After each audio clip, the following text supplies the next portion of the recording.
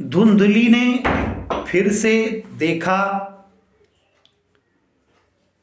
किस फल के खा लेने से हमारे गर्भ रहेगा, गर्भ से हम भाग नहीं पाएंगे, आपत्ति विपत्ति और भोजन मेरा कम हो जाएगा, शक्ति नहीं रहेगी, घर का कार्य कौन करेगा, उसके लिए किसी को बुलाना पड़ेगा, उसका भी खर्च मेरे ऊपर आएगा। ऐसा सोच करके उसने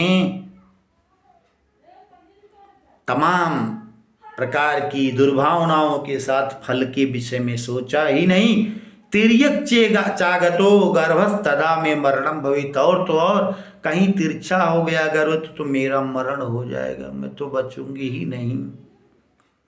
प्रसूतो दारुणे दुख सुकुमारी कथम सहे, मुझ जैसे कोमल को यह प्रसूति वेग का जो दर्द है, प्रसव पीड़ा है, उसको मैं कहीं से सह सकती हूं। ऐसा सोच करके मंदायाम मयि सर्वस्वम ननंदा संहरे स्तदा, और जो मैंने इतना ज्यादा धन इकट्ठा किया है तो मेरी नंद इत्यादि आएंगी तो वो सारा धन संहरित ले चली जाएंगी। देखिए कितनी दुर्भावना इसके मन में। जिस आत्मदेव की बहन के प्रति इसकी ये भावना है, ये न मत सोचो कि वो आत्मदेव भी उसी के सगे भाई हैं।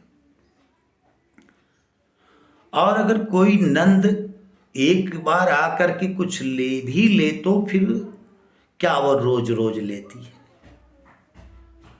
लेकिन इसकी भावना धुंधले की यही थी तो यही सही। सत्य शौचादि नियमो दुराध्य सत दृश्यते, सबसे बड़ा कष्ट तो ये था जो आत्मदेव ने उसको समझा के गए थे कि सत्य बोलना है, दया करना है, दान देना है, पवित्रता के साथ रहना, जो इसके सारे के सारे दुर्गुणों के विरोधी गुण थे, निश्चित रूप से यह कर नहीं पाती। ऐसा न करने के कारण इसने सोचा कि अब तो देखो ये सब हमसे नहीं होंगे, मान लीजिए संतान हो भी गई तो लालने पालने दुखम प्रसूतायाश्च वर्तते, प्रसूति वेग से उस प्रसूत कष्ट से भी ज्यादा तो लालन पालन में दुख होगा। तो मेरे ख्याल से बंध्या वा विधवा नारी सुख में चेत में मति, इस प्रकार से जो बंध्या हैं जिनको संतान नहीं हो रही है और जो विधवा स्त्रियां हैं वही ही ज्यादा सुखी हैं मेरी दृष्टि से, ऐसा धुंधली ने विचार किया। और एवं कुतर्क योगेन तत्फलम नैव भक्षितम, ऐसा कुतर्क करते करते तत्फलम नैव भक्षितम, उस फल को उसने नहीं खाया। और पत्न्या पृष्टम फलम भुक्तम भोक्तम च तैरिता, जब पतिदेव आए पूछे पत्या, पति के द्वारा पूछा गया फल खा लिया, हाँ हमारा बहुत अच्छा फल खाया। और ऐसा तो झूठ उसने बोल दिया तो सत्य कहां से बोल पाती, झूठ बोल दिया तभी सौभाग्य क्या दुर्भाग्य देखिए कि एकदा भगिनी तस्या तद्गृहे स्वेच्छया आगता तद्गृहे तस्या भगिनी, उसकी बहन एकदा माने एक बार, स्वेच्छया माने अपने आप बिना बुलाए चली आई थी। आना जाना तो लगा ही रहता है, तो आ गई। तदग्रे कथितम सर्वम चिंतेयम महती ही में, झूठ तो बोल चुकी थी, फल अभी रखी थी, इधर उधर नहीं की थी। और उसकी बहन आई तो उससे अपनी सारी दुर्भावना और ये जो विपत्ति थी उसको कह दी। कुछ लोगों को संपत्तियां भी विपत्ति लगती हैं किसी को सत्कर्म करने को कहा जाए तो विपत्ति मानो लगता है। तो उसने कहा तो दुर्बला तेन हनुजे करवाण किम, अपने उस बहन से, छोटी बहन से कहती है अनुजा को कि हम क्या करें।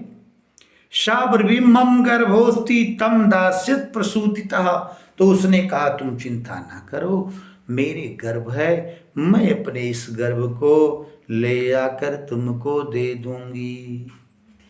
और क्या करना होगा, तावत कालम सगर्भेव गुप्ता तिष्ठम गृहे सुखम वित्तम तम मत्पतेर्यक्षा सते दास्यति बालकम।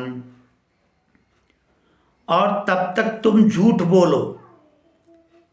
धुंधली की बहन ने कहा कि तब तक तुम झूठ बोलो कि तुम्हारे गर्भ है, और उस गर्भ के अनुसार जब समय बीतता जाएगा तो मैं उस पुत्र को, उस संतान को लाकर दे दूंगी, और तुम उसके लिए मेरे पति को थोड़ा सा धन दे देना, वो मैं उनको मना लूंगी, और ये हमारा आपका सौदा पूरा हो जाएगा। फिर क्या था, आत्मदेव को तो उसने पूरी तरह से कह दिया हाँ मेरे गर्भ है। 60 मासिको मृतो बाला इति लोको वदिष्यति तम बालम पोषिष्याम नित्यम आगत्यति गृहे।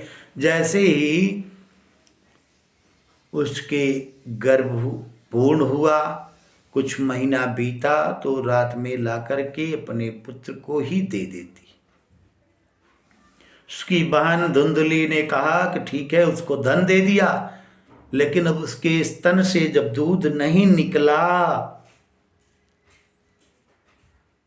और उसकी बहन ने कहा कि फल को क्या करें, उस फल का क्या करें, तो उसने कहा कि ऐसा करो, फलम अर्पय धेन्वाय त्वं परीक्षार्थम तु सांप्रतम। इस धन यति सन्यासियों का तो यही है, किसी को कुछ भी कह देते हैं। निश्चित रूप से इस फल को तुम अर्पण, इस गाय को खिला दो जो बहुत दिनों से बंधी है, इसके भी संतान हो जाएगी। निश्चित रूप से ऐसा सोच करके फल को खिला दिया।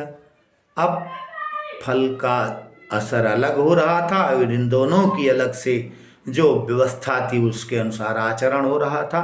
आगे इस विषय को लेकर के, इस प्रसंग को लेकर के हम अगले वीडियो में उपस्थित। तब तक के लिए जय श्री कृष्ण, जय श्री राधे श्याम।